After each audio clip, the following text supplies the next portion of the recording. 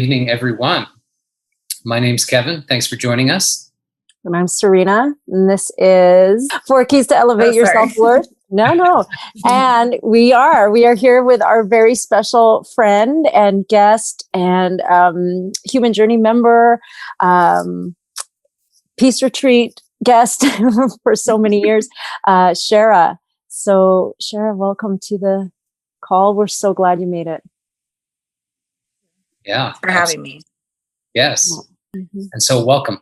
And thrilled that you were here. And as Serena mentioned, this is 4 Keys to Elevating Your Self-Worth. And it's a very useful topic to explore. That is for sure.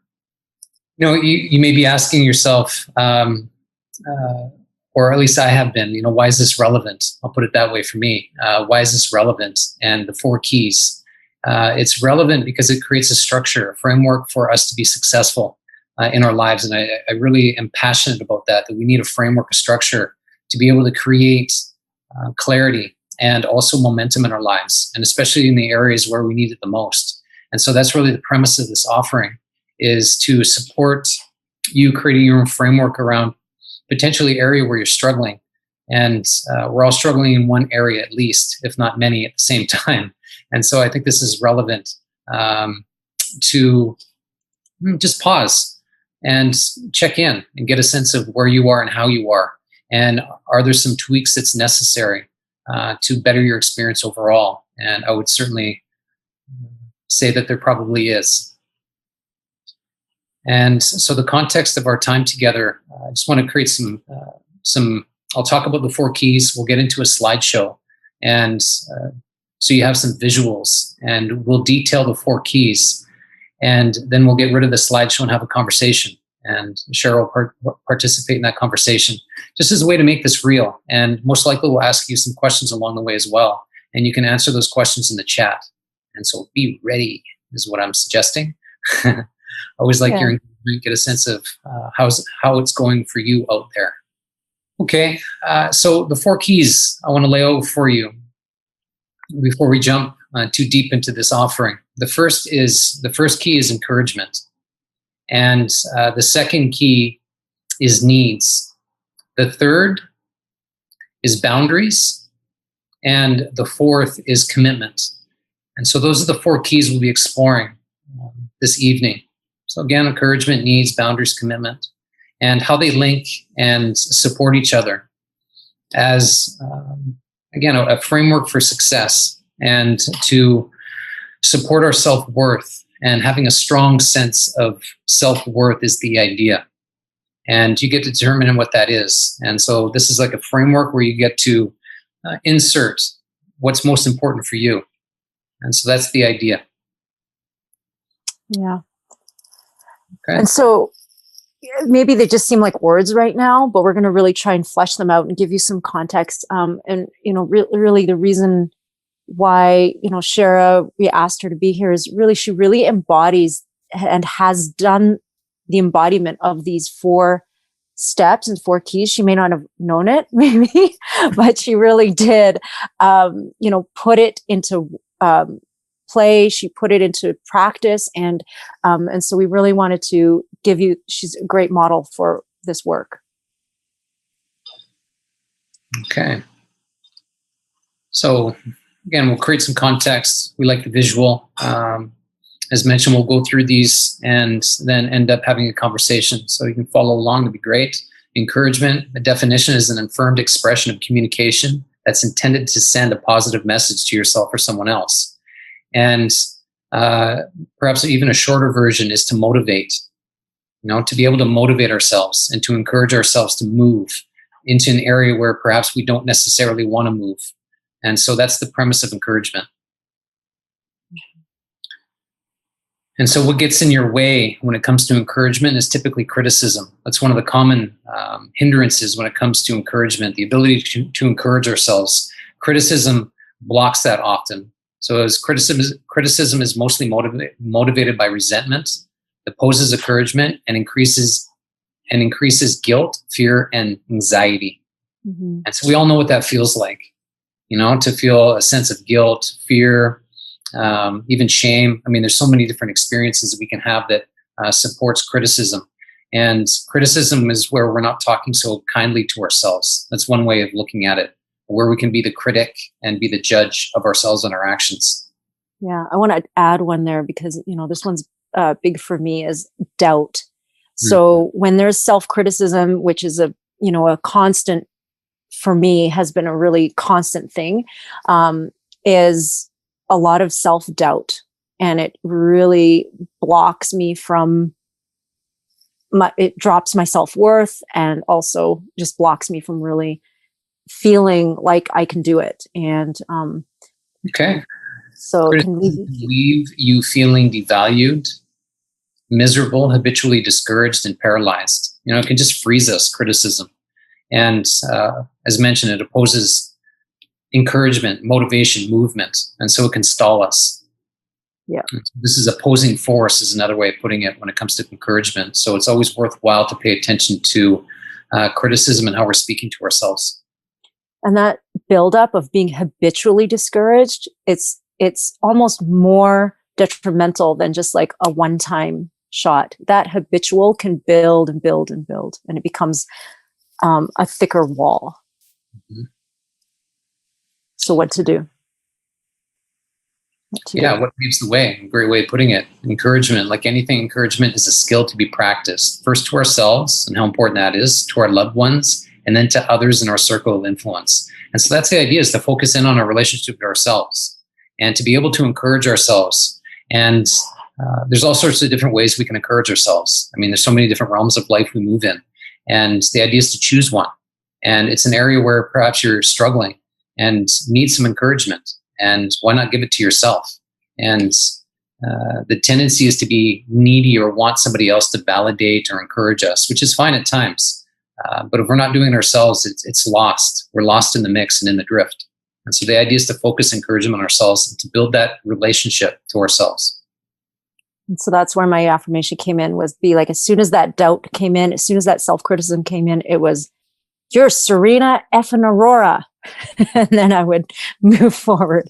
So it was really like coming from that place of like just an instant sort of pick me up, a cheerleader, kind of being your best being your own best cheerleader, really. Yeah, very good. So key 2 is needs. The things you must have for a satisfactory life.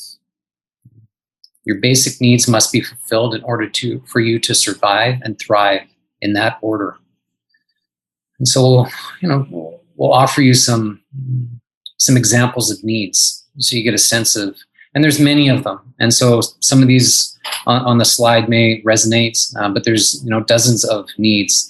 And what's worthwhile is identifying your needs. In my experience, plenty of people have no idea what their needs are. And that's where we suffer when we don't know what our needs are. And it leaves us needy. And that rarely works out well when we're needy. And so examples of needs to thrive: belonging, achievement, advancement, power, responsibility are just a few. And so the idea is, as they come to you, write them down and make a list of your needs. It's very useful. We're all looking for these needs. They navigate us through life. And when they're present, we're thriving. And when they're not, it's a very clumsy experience. Mm-hmm. Okay, what gets in your way when it comes to what gets in the way of our needs is a lack of self-awareness. And so this is where we start to neglect our needs and we make poor choices. It's when you don't notice how your environment, diet, actions, and behaviors, yours or others, affects you. It leaves you weak, unfit, and even feeling thrashed. And so when we're not meeting our needs, as I mentioned, it is a very clumsy experience, but ultimately it'll thrash us. And so we're not taking care of ourselves. We've abandoned our self-care for some other, some poor decisions, pleasure seeking, whatever that might be. And so it's typically where we abandon our responsibilities, perhaps the best way to say it. And this is sometimes where it's, you're like, wow, how did I get here? It's almost like you just, all of a sudden you're, you have some pain, or your body speaks to you, or you're not, you have some condition, and it's not really, it didn't really happen overnight. It's just that there was a lack of awareness to it. Mm-hmm. Very good. Two reasons: you neglect your needs, you feel you don't deserve it, it feels foreign and therefore a threat. And that's really one of the considerations. Is each of us, we have we're masterful in meeting some of our needs and not so great in meeting others. And where we don't meet our needs is where we struggle in life. So that's something to look at. It's, where we feel tension in our lives, and there'll be a tension spot for you right now that exists in your life. And in part, the grappling we're after is that we've convinced ourselves that we don't deserve that need. And so we tend to neglect it. And we can also see it as a threat. And so I often say this: the very thing we say we want, we can't be with. There's no practice around it or structure to support it because it's so foreign. And so we're pursuing something we can't even be with, is one way of looking at it. I'm not suggesting to abandon it and not pursue it. It's worth pursuing. But it takes perseverance and consistency to be able to create the practice and structure around a need that we've neglected for potentially years. Mm-hmm. Really, most of us don't really know what we need, is what it comes down to. Yeah. Need blocking behaviors. When we feel our needs are not being met, trust is interrupted, and we can even become resistant and resentful. Yes, indeed. Once here, the tendency is to become needy, controlling, erratic, unpredictable. And so this is when we land in a confrontation. So our needs are not being met. And often we can put that responsibility on others in our lives, the people that are closest to us. And so it's not my responsibility to meet my needs, it's yours, actually. And when somebody's not meeting us in that regard, we can turn quite quickly and be unpleasant and shame and punish an individual until they get their act together and straighten their behavior out, so they're tending to our needs yet again. And if you've ever been in a long-term relationship, it doesn't even have to be a long-term relationship, any relationship, it's very prevalent in a relationship, and specifically romantic relationships. Yeah, this is a big one. All you do is have to look. It's like the last time you were feeling needy, controlling, erratic, or unpredictable. I mean, that could have been 5 minutes ago. Who knows? But it was recent. And it's like, what was not being met? And if you responsibly ask yourself that question, the answer will come. And it's a need that wasn't being met. And that's the key, is responsibly asking yourself. So this is what, in my experience, it's when I'm actually feeling this way. So I went from being feeling discouraged, not encouraging myself, feeling criticized and criticizing myself. Then I didn't respond to my needs because I didn't really necessarily know what they were. And then when now I get to this point where I'm like, controlling the situation because I have all of a sudden not felt safe. I don't feel safe in the situation, and I don't feel safe because my needs were not being met. So now I'm starting to grasp and control and become needy and clinging onto whatever's around me so that I can actually feel stable and actually create the stability for myself. But it's coming from a darker place. It's coming from a shadow place and a needy place. And, that isn't, as Kevin was saying, it's like you're putting that on someone else, or I was. And that's something that is, well, you'll see it, as we said, in relationship, it can happen just like that. Yeah. And it's those moments when we start reaching out of ourselves, as you're mentioning, Serena. And it becomes very challenging, not only for ourselves behaving that way, but for anybody in our vicinity. It's a very difficult situation to navigate, for sure. Mm-hmm. So what to do? Mm-hmm. What paves the way? Define and establish what your needs are. That's important. It's just so critical to understand what our needs are. Embody the qualities of trust, respect, and thoughtful awareness. That's useful. And that's what needs ultimately gets us. If we're able to establish our needs, there's a trusting, respectful experience that we're having, and we're much more aware as a consequence. Use honest and direct communication to voice your needs. And that's important. And you think about that in a relationship, how important it is to make sure that we are articulating our needs to whoever we're in a relationship with. And so they understand what we need as an individual. Again, it's not their responsibility to meet our needs. However, if they can support, that is a big deal. And so it's a topic of conversation is the idea. Right. And I see it in this order. So it's really like, okay, define and establish, what do I need? And that is simply like actually almost removing yourself out of the situation or pausing, taking a breath. As soon as you notice yourself having those needy, controlling, manipulative, disruptive behaviors, It's literally going in. Okay, what do I need? What do I need? And that takes a lot of leaning back, and it takes a moment for you to go inside. Then the next step, embody the qualities of trust and thoughtful awareness. Okay, that's not just like, what do I need? And it comes out of here. The need, you must descend and go down into your heart. And then your heart will be able to tell you the truth of, that's where the trust lies. That's where it's like, okay, this is exactly what I need right now. Because what often happens is, what do I want comes from up here, and what do I need comes from down here, really. And then the next step is, okay, now how can I voice this need? And it takes time. So that really takes a moment and to communicate in that moment, like, okay, I just need a moment, and to go and do this process. Okay. Very good. We've got 2 more keys to go. So we're going to move through this so we can get into conversation. Always great. Key 3 is boundaries. Boundaries aren't something you acquire. Your boundaries are who you are. And so it's like ground of being and who we are as an individual, and the boundaries that we've established as a sound individual. And again, it's so key to understand our needs. If we don't know our needs, most likely we have rigid or watery boundaries, which typically lead us into trouble. So the idea is to establish our needs and to have supportive boundaries that lead us to meeting these needs so we can feel satiated. So that's the idea. Healthy boundaries establish how you feel safe, heard, seen, and known by yourself and others. Embodying healthy boundaries teaches others how to treat you, which is so key. Yeah. We're teaching people how to treat us. That's ultimately how it occurs, and how we're behaving and how we're being in any given moment. Mm-hmm.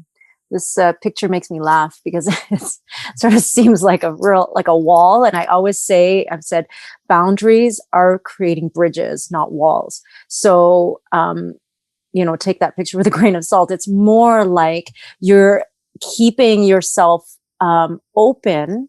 There's still an openness because you're creating connection by getting to know who you are and what your needs are. Then you know where your boundaries lie. And that, it's like what we say, boundaries aren't something you make or set. Boundaries are who you are. So you must embody those boundaries.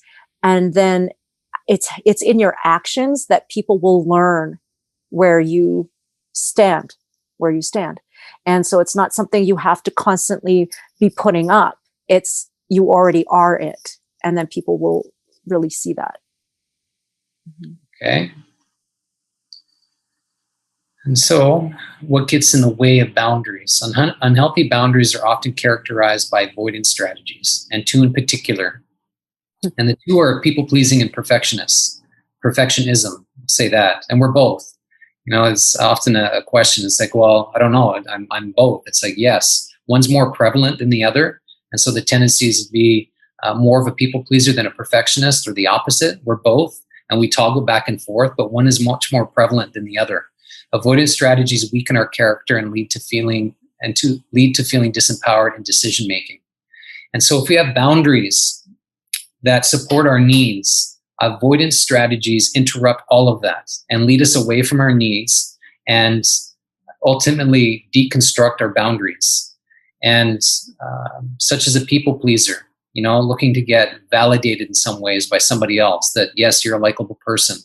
And so we can abandon our needs and our boundaries in the attempt to please somebody else. And people pleasers has a way of not taking care of themselves very well. And so they have a lot of attention outside of themselves on other people. And the behavior is designed to get people to like you as a people pleaser. And so there's not much needs and boundaries in that. And so that's where we can self-sabotage ourselves, abandon our needs and boundaries, all in the pursuit of being validated. And putting someone else's needs in front of ours. Exactly. Or what we perceive as their needs. Right. And we can miss the mark. Perfectionism is very much about being good at things. And so there's a lot of focus on perfecting. Performing. Say it again. Performing. Yeah, performing, being good at tasks, and looking for accolades is perhaps the best way of putting it. Like praise in some ways. Like, yes, you did such a great job at this.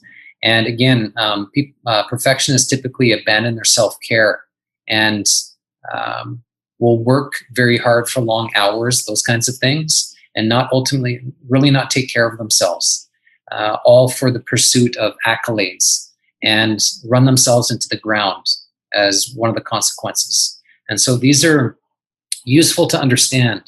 Are you predominantly a people pleaser or a perfectionist? And knowing this is critical. So either way, the boundaries are not there. They're not established, and we're not embodying them. Yeah, people pleasers are typically loose, like watery, if you want to put it that way, with their needs and boundaries. Perfectionists are typically rigid, around their needs and boundaries. Doesn't mean they're being met, but that's typical. Perfectionists are typically rigid. So it's always worthwhile understanding who you are when you are behaving in your avoidance strategy. I think we did a pretty good job of explaining this already, being a perfectionist and a people pleaser. So one thing just to note, perfectionism is mostly motivated by shame, and people pleasing is mostly motivated by fear. Yeah, and one of the things you may notice is, if you have a career at work, you might be the perfectionist. So you're hyper focused on getting everything right and perfect. And at home, you may be the people pleaser. And so that's how it can happen. We toggle back and forth, relationship to relationship, and it's whatever strategy will work. And this is basically choosing from a place of no self-worth. We don't have any self-worth choosing from these. When we have a lack of self-worth, we typically rely on these avoidance strategies to get outside influence, like accolades or praise or approval, something like that. And this comes again by not knowing our needs, not knowing what we need, not knowing how to fulfill our needs ourselves, and then moving into these directions. Yeah, so it's like, we're weak and needy, and we've all experienced that. And so that's the tendency. We reach out of ourselves, we're in that state, and we typically rely on these two avoidance strategies to do it. Mm-hmm. And so it's a false sense of building up self-worth that never lasts because we don't believe it ourselves. That's one of the consequences. What paves the way? Determining, embodying, and communicating healthy boundaries gives you access to a substantially stronger you. It's quite the word. Proper boundaries set the course for how to take care of yourself and how others treat you. So that we've been talking about this. And there's less ambiguity in your life overall, more clarity and a stronger sense of self-worth. Mm-hmm. And so that's the idea. We're communicating to ourselves in a healthy way. We're establishing boundaries, and we're clear. And we have a good sense of ourselves and where we're going. And that ultimately is very much about commitment, which is the next key. Mm-hmm. So let's notice the sequence here. It's all about encouraging ourselves so we can meet needs, establish boundaries, and lead ourselves into a commitment. And commitment is very much about an aim. And it's who we wish to be. And the outcome we're looking to steer ourselves in is one way of looking at it.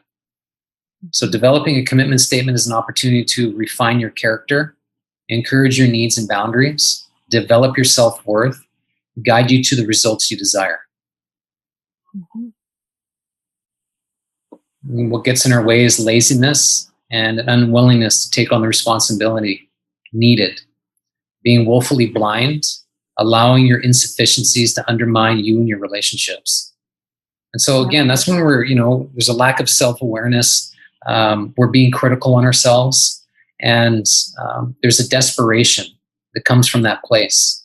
And it leads us into procrastination, where we're lazy, where we're making poor decisions.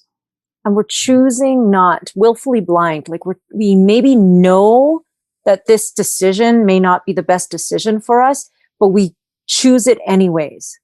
We choose it anyways. And that can go from anywhere from eating the box of cookies to being in a relationship with someone who is, we know there's this intrinsic feeling that they're not fulfilling our needs. They're not being able to meet us in a certain way. And there's something in us that we know, we call them the red flags or whatever it is. And we're still choosing against that. Yeah. And that's common. It is common. Yep. So what to do? write an embodied commitment statement. And, I mean, I could say a lot about this. It's pausing to really consider what you want more of in your life. That's the idea of a commitment statement. It's like, okay, I'd like to have more intimacy in my life. I'd like to have more vulnerability. I'd like to have more fun. It's like whatever you feel is would be appropriate to have more of in your life. The idea is to commit to that. And ideally, it terrifies you in some way. There's a concern. It's like, whoa, that feels like a pretty big promise. And that's the idea, is that this is a promise to ourselves. We're committing to something that we'd like to have more of, and sacrificing what we need to sacrifice for that to unfold. And that is part of the commitment, is we have to give up or abandon something to make the room necessary for a commitment statement or this experience to flourish in our space.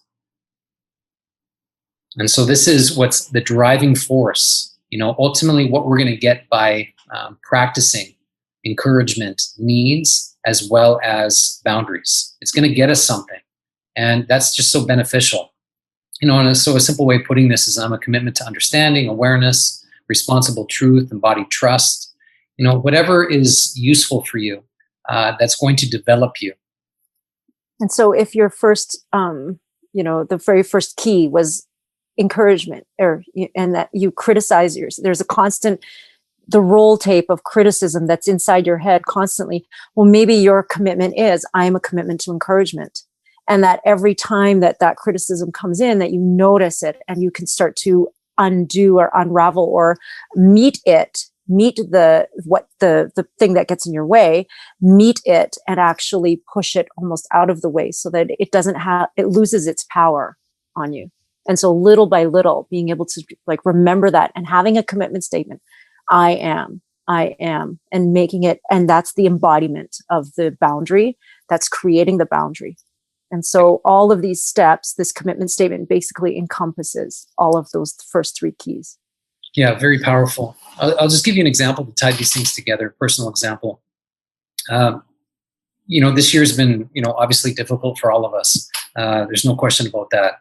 I've been down here in Costa Rica for really 10 months on my own, and spending most of my time on my own. And one of the things I noticed early on is it was important for me to encourage to take care of myself, because there was nobody else around. And so it's like, okay, I need to take care of myself differently because there's less people around than what I'm used to. And the need I was speaking to was nurturing. That's what I was after, fulfilling that need. It's like, okay, I need to nurture myself. And so first I had to encourage myself to take care of myself, which fed a need of nurturing. And the boundary I created to nurture myself was, there's many tracks that I explored. I'll speak to two, was food and my exercise regimen. And so I transformed those two areas and my practices around them.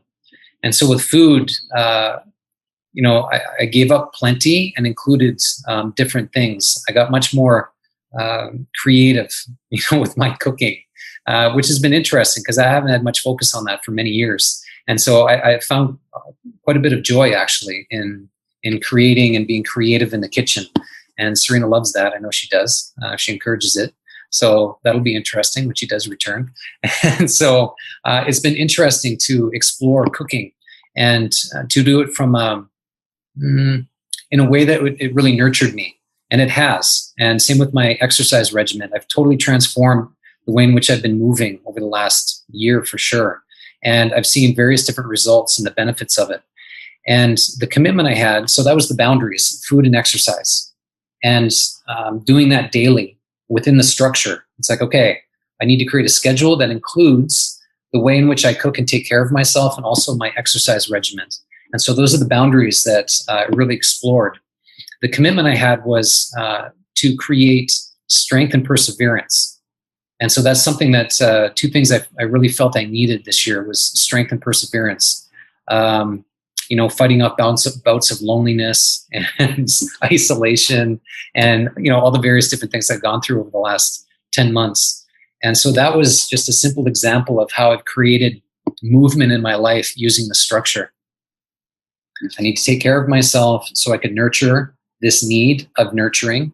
I did it with food and exercise, and it left me feeling strong and the ability to persevere challenges that have come my way this year. And so I really believe in the structure. I've used it so many times in my life, and it works. There's no question it works. Oftentimes the encouragement element is challenging because we have to face something we don't necessarily want to face. And it's where we're weak often, and where we criticize ourselves the most for being weak and underdeveloped. And so there's a stage when it comes to encouragement, which is forgiveness. We have to forgive ourselves to encourage ourselves, and forgive ourselves for, I don't know, the fear that we've been walking around with, the shame, the guilt from poor decisions, you name it.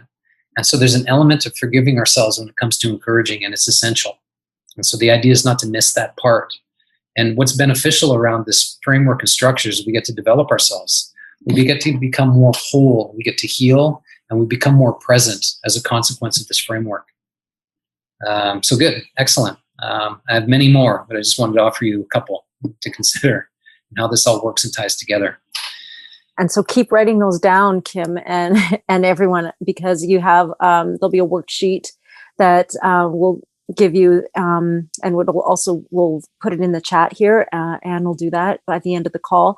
And then also it'll be in the Facebook group. So if you're not in the group right now, make sure you get into that, and so you can download the worksheet and the handout.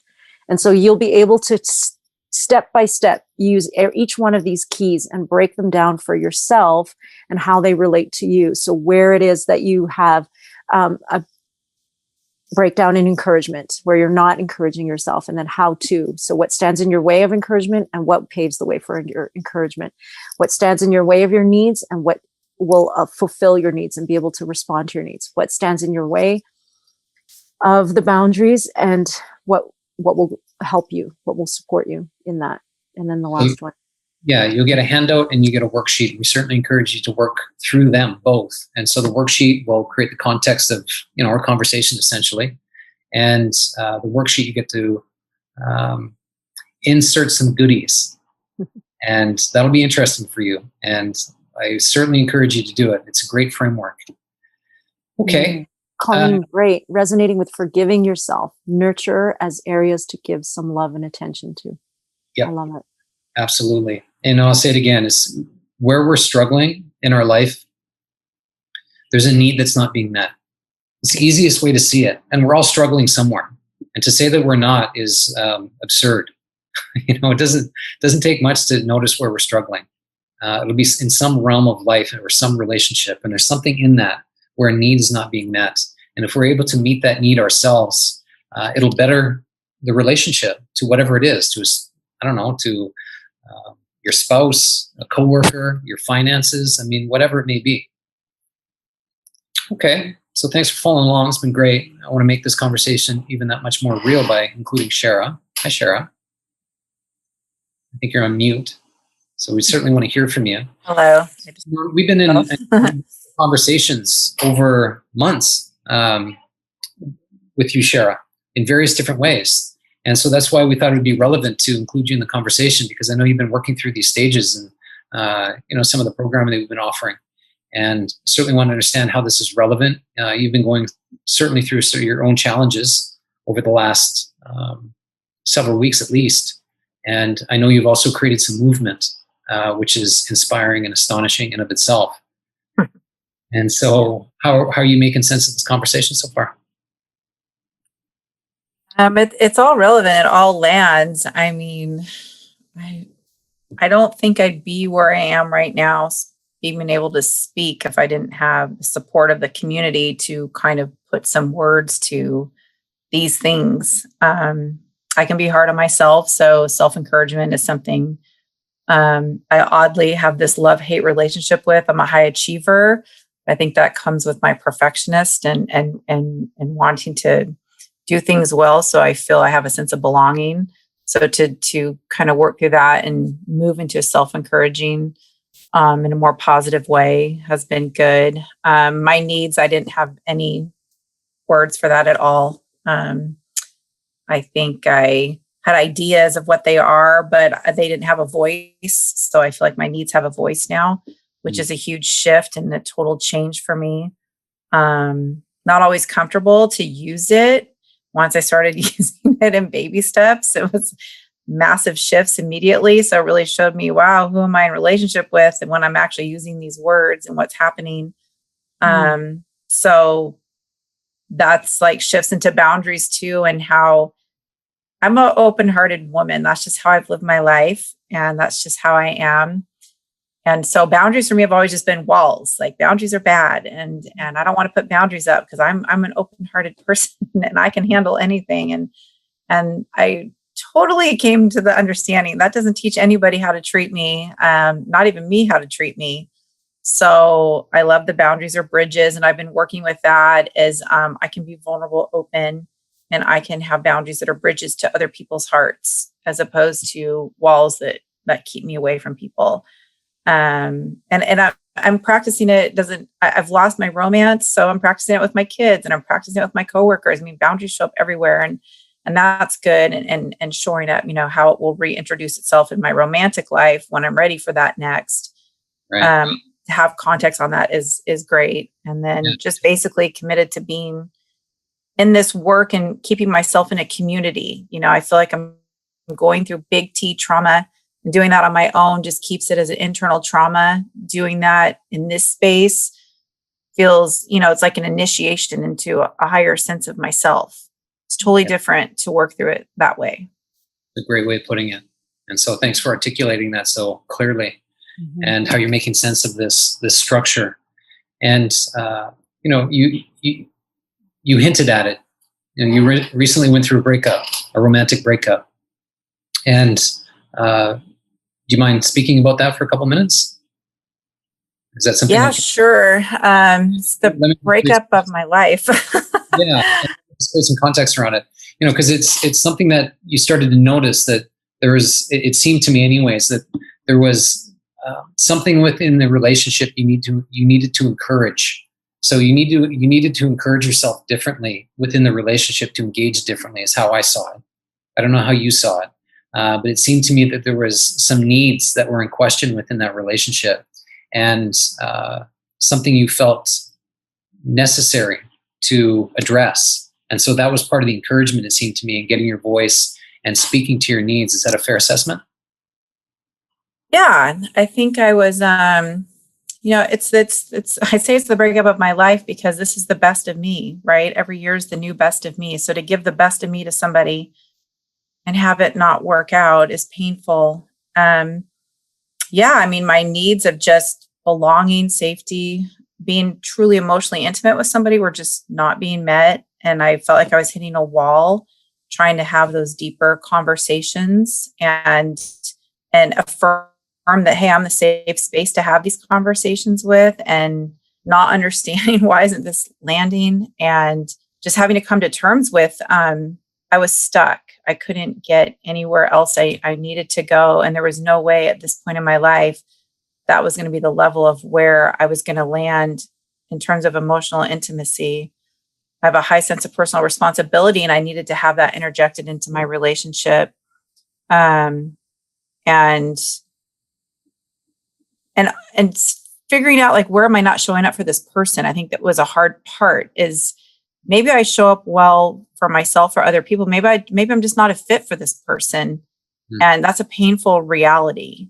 And doing that in a way where I'm not necessarily beating myself up, just holding accountability in the space. I'm trying to get in relationship with like this concept of like clean anger, where it's not total rage on something in my life. It's like appropriately upset about something that's not working. And how do I manage that well with good words, put some accountability into this space, figure out what's going on, and then exit it graciously. Is there a way to do that?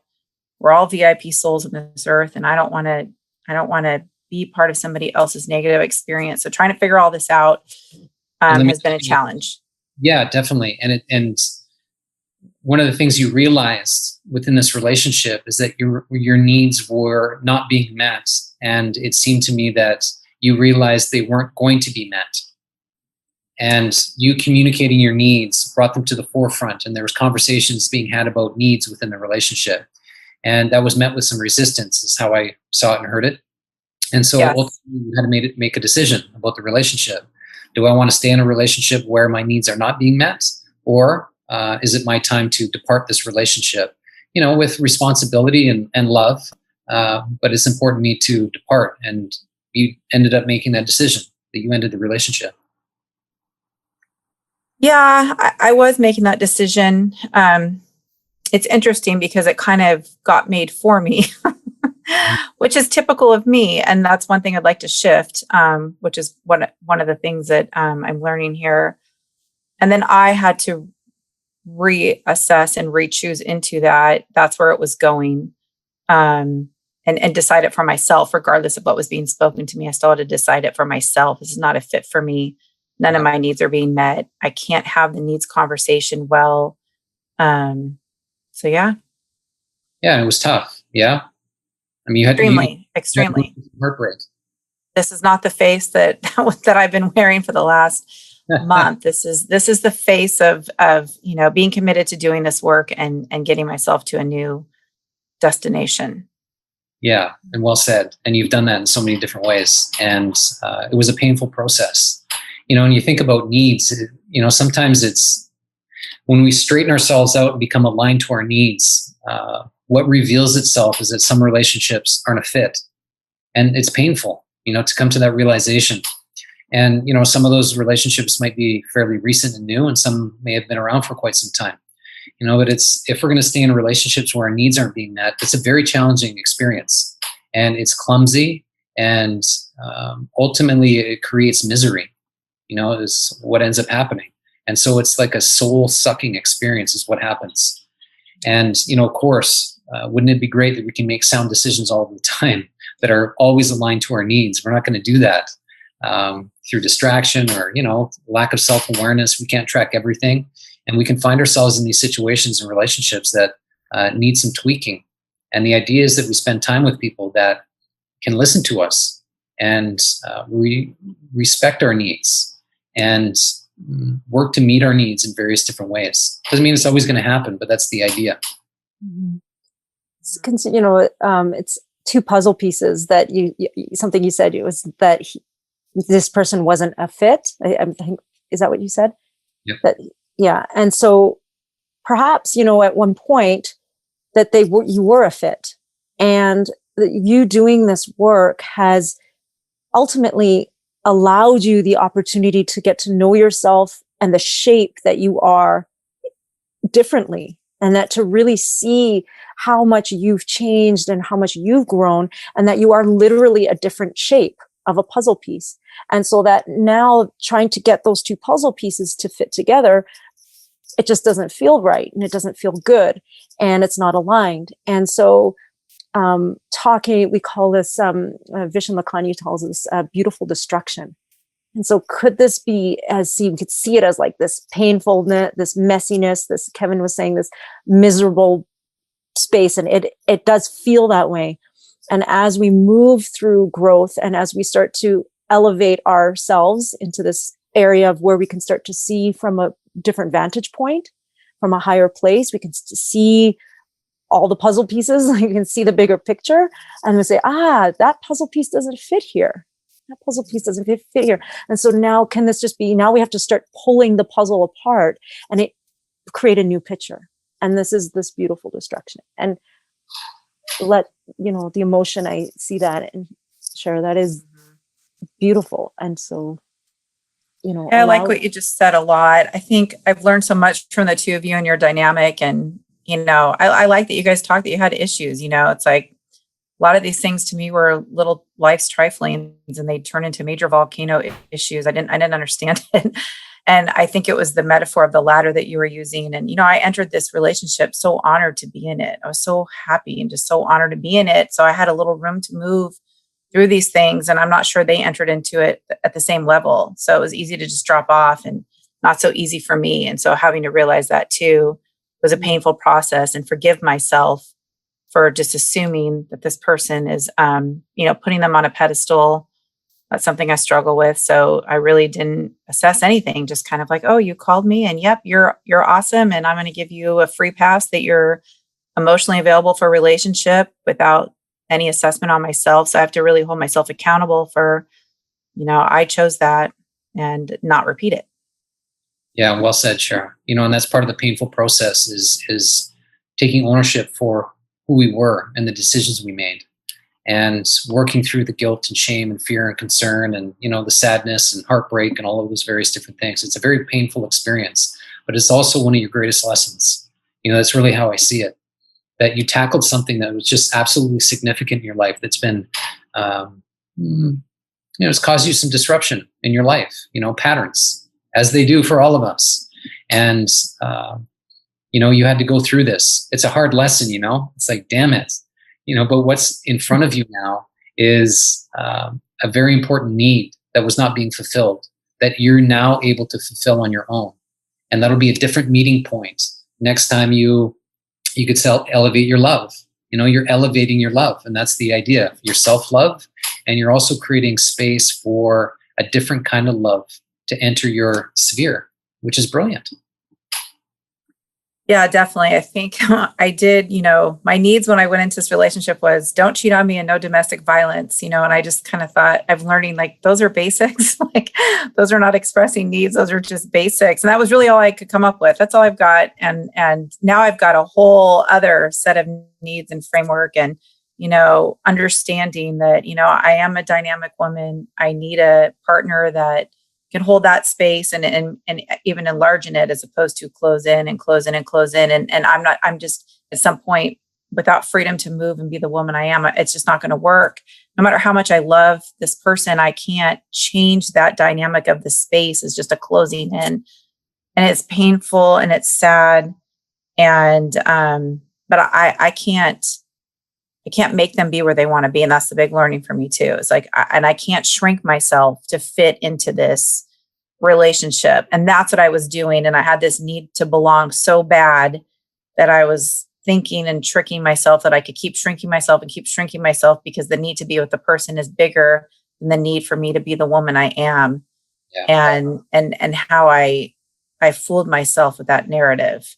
Yeah, and how I'm determined that's not going to work. Right. Yeah, excellent point. Shrinking yourself and how destructive that is. And that's a people-pleasing trait in some ways, shape-shifting like that. That was brilliant. Beautiful. Yeah. Thank you for saying all of that, Shara. And you are not alone. You can see in the chat, Sierra, you're not alone. She went through something similar. Rita says, thank you. Megan also went through a divorce, and she was married for 18 years, and she really relates to the idea of hitting a wall when you express your needs. And they're calling you a warrior.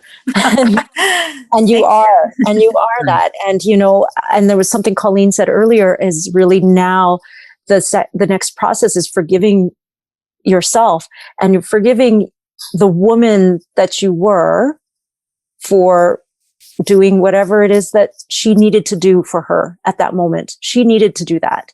And that's totally okay. And so to really embrace that and to accept that and to forgive her and to give her now you say, to become the woman that you are and this different shape that you are. And it's just, loved it. Love it. Yeah. I think like through the learning of everything too, it's been amazing. I mean, like it's amazing to work with you guys because it just my heart's so open, like vulnerable, open, strong, open. And I got this whole thing on forgiveness now is to give myself back to where I was before this event person thing came into my life, which is a new way to look at it for me. And I love that. So that's what I'm working with, is just to give myself back to where I was before. And where I was before was a woman who was interested in personal development and interested in this work, and put myself back on this path. And kind of like Kevin said at the beginning, when I first wrote him, I said, I need a tune-up. I'm a classic car, and I got to put myself in the shop and give myself a tune-up. And And now I'm coming out like a whole remade vehicle. Fantastic. One of the ways to look at it, I'll just say in a different way, It's not about going back to what you were. And that's the commitment, moving yourself into the future. And you're wiser. You are much wiser now, Shara, than you were even 2 weeks ago, a month ago, a couple of months ago. And to be able to take that wisdom with you is what's critical. Knowledge is one thing. It's fine. We're all smart and we have knowledge, but the wisdom you've been able to gain and gather over the last couple of months is absolutely invaluable. And it's going to serve you long into the future. And the way in which you've chosen to move, communicate. I mean, there's been things you've been saying that you've never said out loud before, and the courage you've been able to develop to get those words out has been astounding. And so the more you're able to do that and generate from that place, that experience, meeting your needs, it'll only serve you moving into the future. So well done. Thank you. Yeah, I think the summation of it all is the relationship is completely fractured. And I was allowing myself to be a fractured woman. And I've been able to separate. The relationship is fractured, but I am not a fractured woman, and in the system of my family, I'm the mother, I'm a single mom, and I want to be, this is where I'll start to cry. I need to be the anchor for the emotional wellness in my home. Yeah. And so really getting a handle on that, it's like, I need to do whatever it takes to understand myself so that my daughters are not in charge of my emotional wellness. And that's what I'm doing. And it feels really good to be able to say, like, I'm in charge of the emotional wellness of my home. Yeah, excellent, Shara. And you're teaching them something. You're teaching them how to deal with heartbreak in a responsible way. And we all need that. And it's something that is not often taught. And, it's just something that if we can pass that on to our kids, we're bettering the world. And so they're more equipped. And it's just brilliant that you're willing to do that. So really appreciate you being here. Thanks for sharing. There's so much more, of course, but I'm just watching time. We only have a few minutes left. Yeah. And so I really appreciate you sharing yourself so openly and vulnerably. Thank you for everything you guys both do. You're my big sister and my big brother right now, even though I'm older than both of you, I think. Yeah. Well, thanks for saying that. Thanks for joining us. Really appreciate it. And you've done all the work, and you are continue to do the work, and it is that you are where you are not because of us necessarily. You are there you're here because of you and your commitment to who you wish to be. And it is just, we are honored to be able to witness this.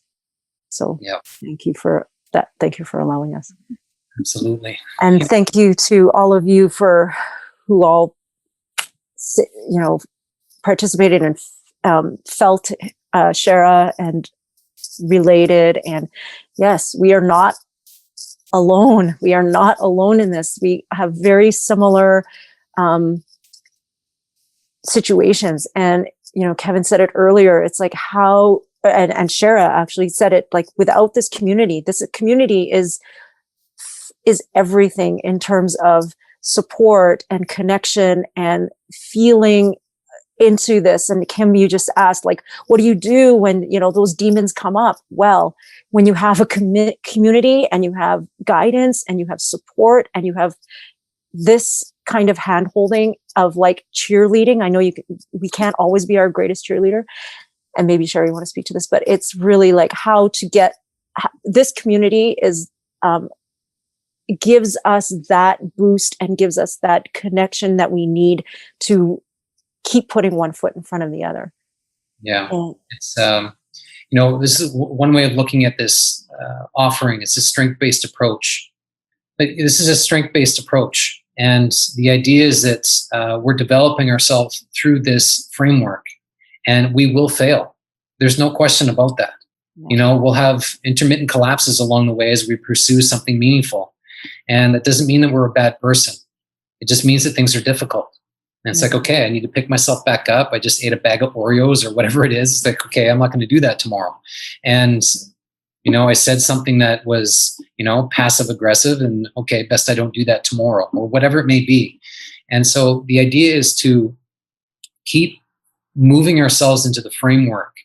Even if we bounce out of it, we will. to come back. It's like, okay, what's happening? How can I encourage myself to remain in this framework to better my experience as an individual and who I am as an individual?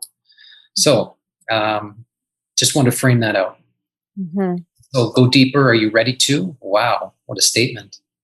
What do you have to say about that, Serena? Well, we've been talking about it this whole time, and Shara, I love, you can jump in whenever you want as well. Is really, this is what we are aiming towards, is creating a framework or following a framework that we can really, really put ourselves in. So we were talking about the ladder and being able to climb the ladder and be able to see from a bigger perspective, a higher vantage point, our life, our picture. And because when we're in it, it's very difficult to see it. It's kind of this drowning experience, it can be.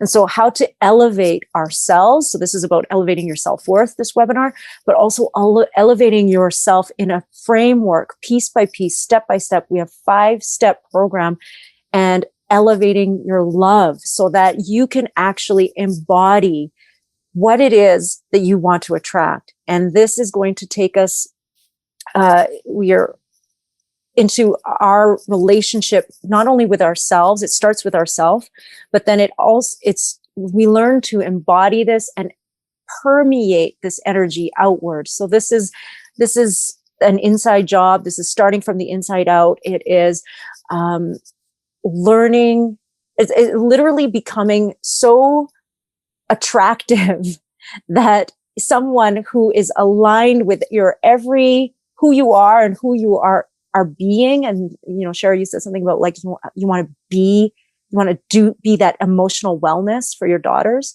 Mm-hmm. This is it, is being the emotional wellness beacon for those of you around you. So for your daughters, for the girls, for the women, for your friends, and for your partners and your lovers and your friends. And this can be a really transformational experience.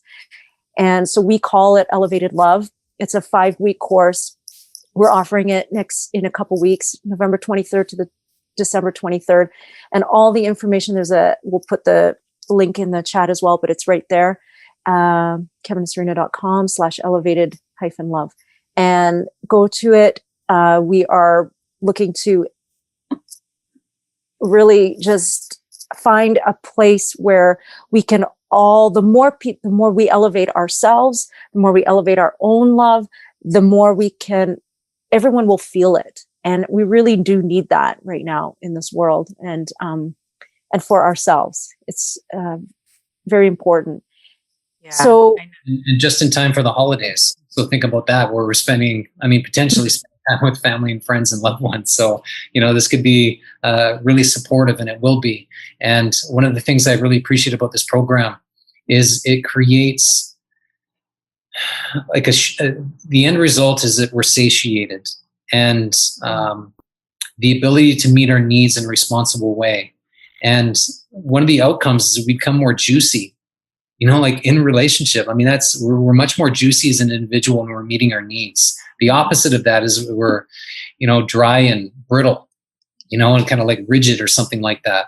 And so that's what this program offers as an outcome, is mapping our experience, what gets in the way of not only loving ourselves, but other people and the relationships and outcomes that we want in life. And so that's what we unpack in this experience. And so we'd love to have you join us. Oh, I'm going to sign up to take it. I'm super excited to take it. I just think right now connection is everything anyway, but especially right now when we're maybe a little stuck at home, depending on our regulations for COVID, it's a community, it's connection. And, it's great to be the emotional anchor of my family as the mom, but then also for my future partner. Like, I have respect for who this person is, and I want to be emotionally well for that person. I don't want to use a person for attention. That's easy to do. I want to be emotionally well with myself so I can be emotionally available to my partner. And I'm going through something right now. So what better thing to do during the holidays when I'm all by myself? Well, we just want you to be elevated in love, in your harmony, with each other, and just be able to connect with one another and have this community. We have such amazing people in this community, and we want to share. We want you to all be able to have access to one another. It is like you said, Sharon, it is the key right now. Yeah. All right, everybody. Thanks for being here.